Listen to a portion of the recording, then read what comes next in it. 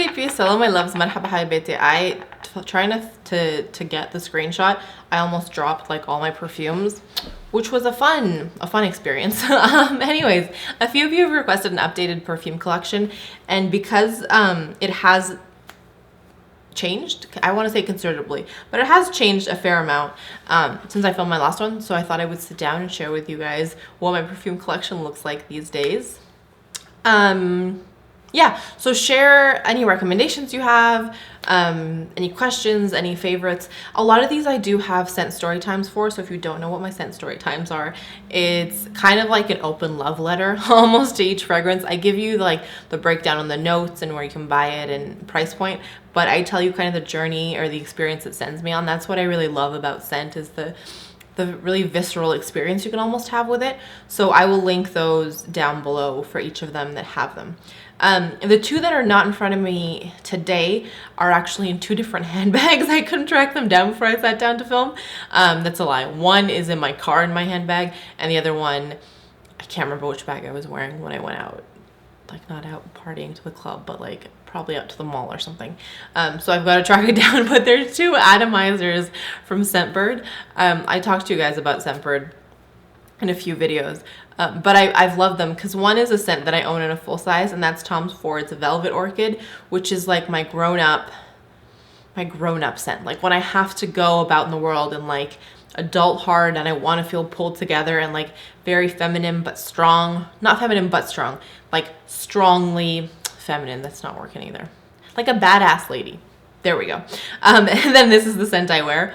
So I have the atomizer for that one in my like bag that I take with me to work. The other one is Ciao by Vince Camuto, which is a nice, fresh, fun, like if I could describe it in one word, it would be cheerful scent. I love it. I will be repurchasing the full bottle once I run out of my atomizer.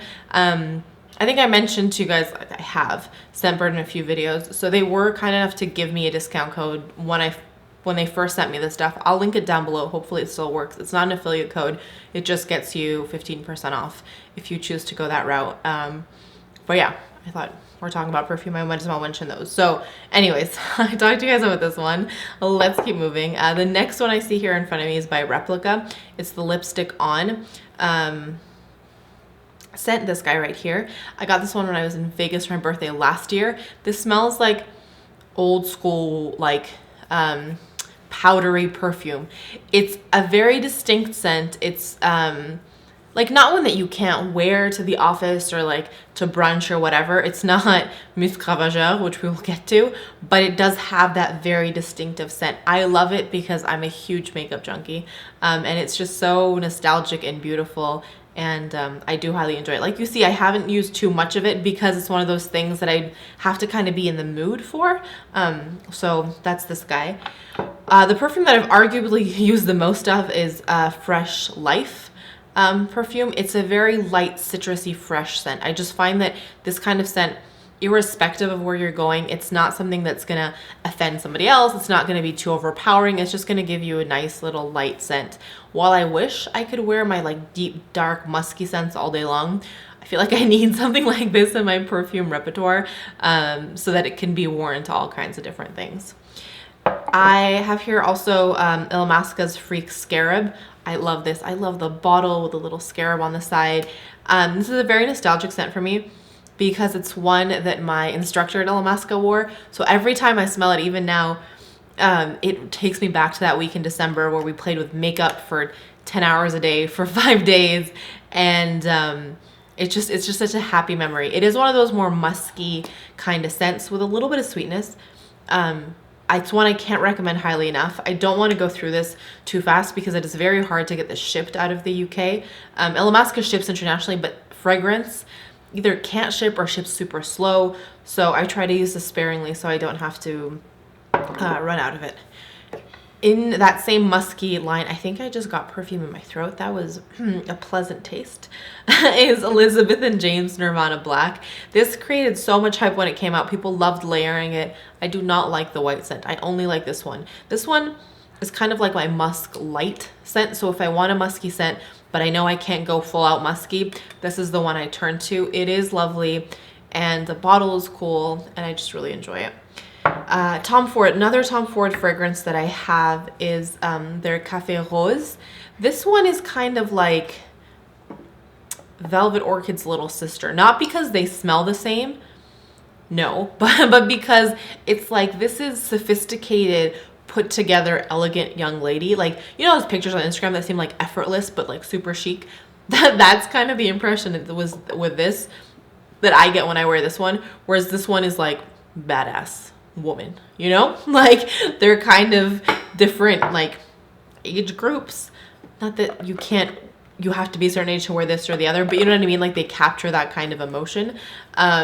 So I really enjoy this one as well. This one lingers in a room once I've left it. So like, my sister will text me after we've parted ways. That seems so dramatic.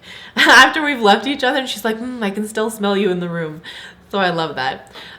This one is not really a scent, but I leave it here. I mainly spray it around my room and stuff. It's Vanilla Bean Noel. It is their fine fragrance mist. You can wear it as a fragrance. I just really, really love this scent from Bath & Body Works. I just really do. So I usually have a bottle lying around, and I love kind of, I know I'm not supposed to because it's not my holiday, but I love Christmas. I do. I don't celebrate Christmas because, like I said, it's not my holiday, but Christmas time is just such a happy time. People are filled with joy and positivity and thanks, and it's all about warm drinks and cozy sweaters and all things that I love. And again, like I said, while I don't celebrate Christmas, I love it and respect it as a holiday, and I'm going off into a tangent. Anyways, this smells like Christmas. It's great. That's all I have to say. And then my two like more higher end perfumes are Parfumerie Générale Musc Maori. I will type all these down in the description box. Sometimes when I speak French, you're like, I need the North American version because you're not making sense. So I will list everything down below. It's this guy right here. This is one of the coolest fragrances ever. Again, I use it sparingly because it is pricey. This one is sweet and then dries down like earthy. It is so weird and so amazing, and I love it. And I keep it in its box so that it won't like get exposed to the sunlight and expire any quicker. But it's such a cool, unique fragrance, and I thank Iram every time I wear it because she was the one that introduced me to it, and I adore it. And then my last one is my most expensive. So this is Frédéric Malle's Musc Ravageur. I would like to wear this every day long. Every day long. That's a word. That's how excited this guy makes me. I am sometimes alone in my love for this scent. It is animalistic to the nth degree. It's just, it doesn't smell clean. Like it smells putrid. If you've been here long enough, or if you're Noel, you understand the root of that joke.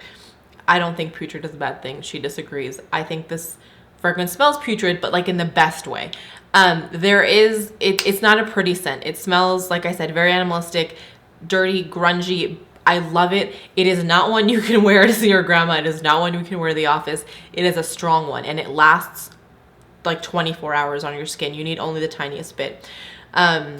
This is a fragrance that I wear for me and me alone because no one else appreciates it. And it is one of those fragrances that, like I said, won't be everyone's taste, but I just think it's so beautiful and so unique. So I absolutely adore it.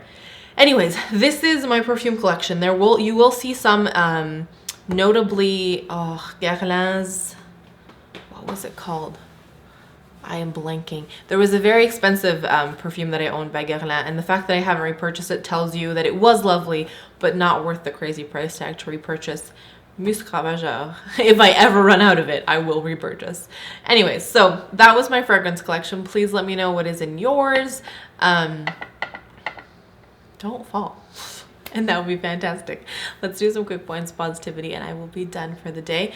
My first point of positivity is some new bath products from Lush. I'm excited to just like veg out. My like body's really sore, so like I'm excited to just veg out in some warm water and decompress. My second point of positivity is Fresh Off the Boat, which I don't know if any of you guys have watched. It's a new series to me. It's in its third season, but it's been making me super happy. And then my third is, this is gonna sound really stupid, but I am so grateful for clean drinking water. I woke up in the middle of the night yesterday, super, super parched, and like got out of bed and drank, and that feeling of being able to quench your thirst is remarkably amazing. So I know that sounds a little preachy, but so be it. That was something that made me super, super grateful this morning and happy.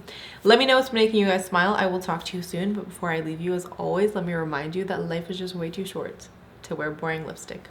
Bye, guys.